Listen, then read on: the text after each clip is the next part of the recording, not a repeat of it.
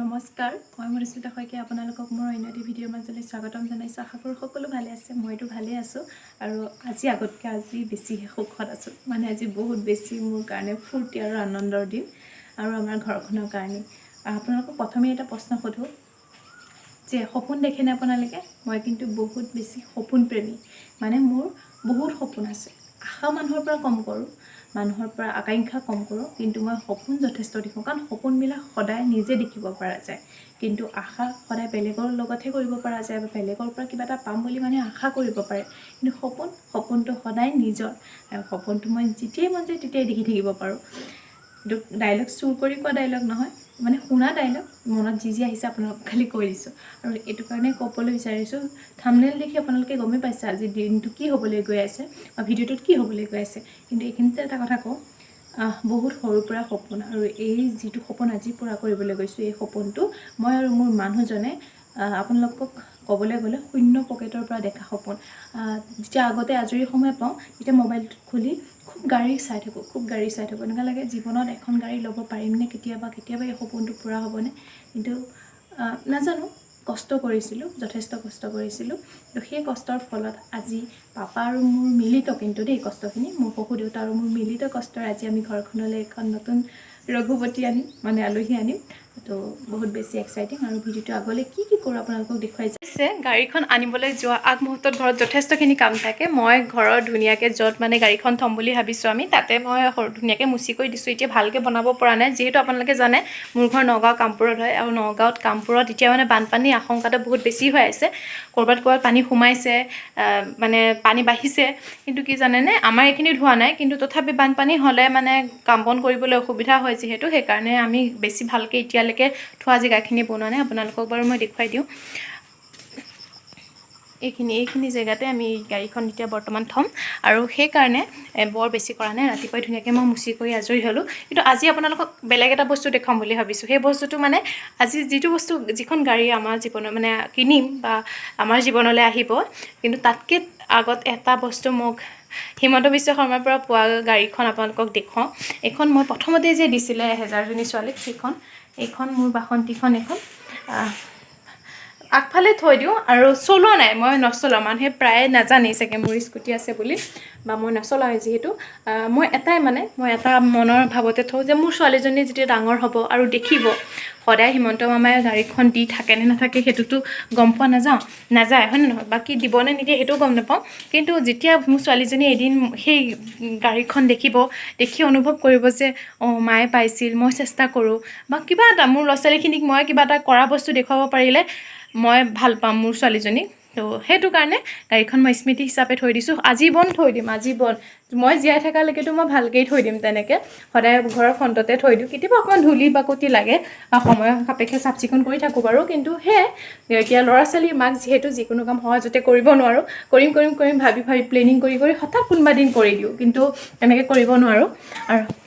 আৰু এইখিনিতে আপোনালোকক আৰু এটা কথা কওঁ, সকলোৱে দেখিছে আমাৰ ঘৰৰ কাম কমপ্লিট হোৱা নাই, তাৰ মাজতে গাড়ীখন কিয় ল'লোঁ? ঘৰ নবনোৱাকৈ, মানে ঘৰৰ কাম সম্পূৰ্ণ নকৰাকৈ, ঘৰ বনোৱা হৈ আছে আৰু বনাই থকা হৈছে, কিন্তু ঘৰৰ কাম সম্পূৰ্ণ নকৰাকৈ গাড়ীখন এইটো কাৰণে ল'ব লগা হ'ল, যিহেতু মই কৰ্মসূত্ৰে বৰদোৱাত থাকোঁ, আৰু গোসানীক লৈ এতিয়া মই তাইক স্কুলত লৈও যাব নোৱাৰোঁ, বা স্কুলখনত ভাড়া ঘৰত থাকিবও নোৱাৰোঁ, কাৰণ মানে মোৰ হাজবেণ্ডৰো তাৰো লাইফত কিছুমান কৰিব লগা আছে। এতিয়া যদি তেওঁ মোৰ লগত সোমাই যায় বা মোৰ জীৱনটোৰ লগত এতিয়া মই চাকৰি এটা পাই গ'লোঁ, সেইকাৰণে মোৰ কথা নাই, কিন্তু তেওঁৰ জীৱনটোত যেতিয়ালৈকে চাকৰিটো পোৱাৰ চান্স আছে তেওঁ কষ্ট কৰি যাওক। সেইকাৰণে তেওঁক ভাবিছোঁ তেওঁ নিজক সময় দিয়ক। সেইকাৰণে গাড়ীখন ল'লে এটলিষ্ট মই অহা যোৱা কৰিব পাৰিম, ঘৰত শাহুমাক পাব, কাকাক পাব, তাই তেনেকৈ ডাঙৰ হ'ব পাৰিব, লগতে ঘৰখন পাম মানে। তো সেইকাৰণেই গাড়ীখন কিনাৰ সিদ্ধান্তটো ল'লোঁ। সেইটোৱে কৈ দিছোঁ আপোনালোকক, যাতে আপোনালোকে নাভাবিব যে ঘৰৰ কাম নকৰাকৈ বা গাড়ী লৈছা, চখ ফুৰাইছা, ফূৰ্তি কৰিছা, তেনেকুৱা কথা নহয়। সকলো কথা ভাবি চিন্তি আমি এই সিদ্ধান্তটো লৈছোঁ, কাৰণ গোসানীক ঘৰখন দিব লাগিব। ঘৰখন পালেহে তাই ভালকৈ ডাঙৰ হ'ব পাৰিব, আৰু লগতে মই স্কুলখন গুচি গ'লেকে তাই কেনেকৈ থাকিব, বা স্কুলখনত মই তেনেকৈ ৰাখিব পাৰিম নে নোৱাৰিম, কোনো সঠিক তেনেকুৱা হেৰি নাই। বিশেষকৈ মানে মই কৰা স্কুলখনত শিক্ষক হ'ল 5জন, আৰু তাত কোনো শিক্ষয়িত্ৰী নাই, ময়ে শিক্ষয়িত্ৰী। তো সেইকাৰণে তাইক ধৰি দিবলৈ কৰিবলৈ যথেষ্টখিনি অসুবিধা হ'ব। যদি এগৰাকী শিক্ষয়িত্ৰী থাকিলহেঁতেন তেতিয়া একো অসুবিধা নহয়, তেওঁ অকণমান সময় ৰাখিলেহেঁতেন, মই ক্লাছটো কৰি দিব পাৰিলোহেঁতেন। বহুত কথা চিন্তা কৰি মই গাড়ীখন কিনা সিদ্ধান্তটো ল'লোঁ। তাতে আপোনালোকে ভুল বুলি নাভাবিব বা মই ভুল বুলি ভাবা নাই, মানে আমাৰ ঘৰখনে ভুল বুলি ভাবা নাই। গাড়ীখন ল'লে আমাৰ কাৰণে সুবিধা হ'ব আৰু সেইকাৰণে আমি গাড়ীখন লৈছোঁ। বাকী আজি আপোনালোকক কৈয়ে দিছোঁ আৰু প্ৰায়খিনি কথা আমাৰ ফেমিলিৰ। যিহেতু আপোনালোকো মোৰ ফেমিলিয়ে হয়, তেনেহ'লে লুকুৱাবলগীয়া কথা নহয়ে বাৰু, শ্বেয়াৰ কৰিব পৰা কথা। তো সেইকাৰণে শ্বেয়াৰ কৰি দিছোঁ আৰু আগলৈ চাই যাব কি কৰোঁ আজি ভিডিঅ'ৰ যোগেদি। আৰু সেই গোসানীক খুব ধুনীয়াকৈ চা কৰিছে। আজি যিহেতু আমি গাড়ীখন ল'ম, আমাৰ বহুত বেছি ফূৰ্তি। আৰু এয়া কিন্তু আমাৰ পাপা আহিলে ডিউটিৰ পৰা।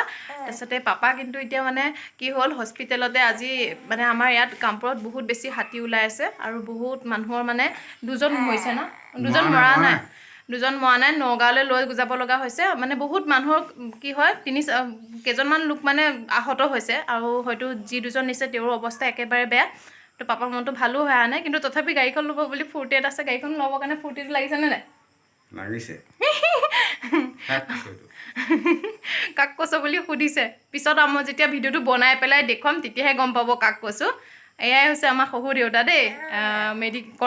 কৰ্মৰতভাৱে তেওঁ মেডিকেলত কৰ্ম কৰে আৰু একদম সেয়া নাতিনীয়েকক লৈ ব্যস্ত। এতিয়া মই কাম কৰোঁ, তাৰপিছত আপোনালোকক একে ডিলাৰত গৈ দৃশ্যখিনি দেখুৱাম।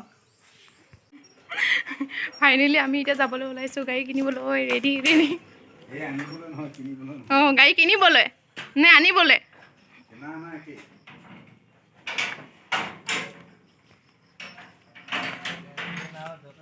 এয়া আমি কামপুৰৰ মাছ ৰাস্তা দি গৈ আছোঁ ডিলাৰলৈ। আৰু এই ডিলাৰখন হৈছে কামপুৰত অৱস্থিত, নতুনকৈ খোলা, বেছি দিন হোৱা নাই। তাৰপিছত আমি গৈ আছোঁ এতিয়া, আৰু ৰাস্তাত লগ পালোঁ আমাৰ এয়া সৰু ননদক। আৰু আমি এতিয়া 4জন গৈ আছোঁ, বহুত বেছি এক্সাইটিং। খালি আমাৰ মাজত নাই শাহু মা, বহুত বেছি দুখ লাগিছে, কাৰণ মাৰো এইটো বহুত বেছি ডাঙৰ সপোন আছিল। যি কি নহওক, সপোনটো পূৰাবলৈ গৈ আছোঁ। মনত কিছুমান দুখ, মনত কিছুমান সুখ, কিন্তু অত্যন্ত সুখী। আৰু এয়া আমি পাই গ'লোহি আমাৰ গন্তব্যস্থান। আৰু মই গাড়ীখন লৈছোঁ ছুইফ্ট। আৰু গাড়ীখন হৈছে ছুইফ্টৰ টপ মডেল, যিটো দামটো বাৰু মই আপোনালোকক শেষত জনাই আছোঁ। পাপাহঁতে আগে ভাগে চাই আজৰি, তাৰপিছতহে মই চাবলৈ পাইছোঁ বাৰু। এয়া হৈছে আমাৰ গাড়ীখন। কেনেকুৱা লাগিছে কমেণ্ট কৰি জনাব। আৰু কালাৰটোতো দেখিছেই। বাসন্তীখন চাব আপোনালোকে। এইখনেই আমাৰ বাসন্তীখন। এয়া আমাৰ গোসানী মুনু। পাপা হাই এটা কৈ দিয়কচোন। এনেকৈ হাতটো লৈ দিয়ক, হাতটো লৈ দিয়ক।